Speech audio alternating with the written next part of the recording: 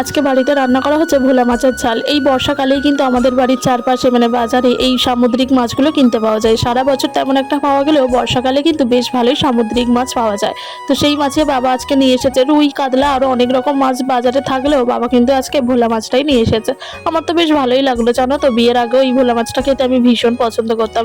বিয়ের পর সামুদ্রিক মাছ আমাদের বাড়িতে তেমন একটা হয় না, তবে খেতে সবাই বেশ ভালোবাসে। আজকে আমি এখানে মাকে ভোলা মাছের ঝালের জন্য যে মশলাটা বানিয়ে দিয়েছিলাম, অল্প একটু পেঁয়াজ কুচি, টমেটো কুচি আর সাথে সমস্ত কিছু আদা রসুন থেকে শুরু করে টমেটো, পেঁয়াজ, সর্ষে সমস্ত কিছু একটু মিক্সচারে পেস্ট করে নিয়েছিলাম। মাকে বললাম এইভাবে করো, বেশ ভালো লাগবে।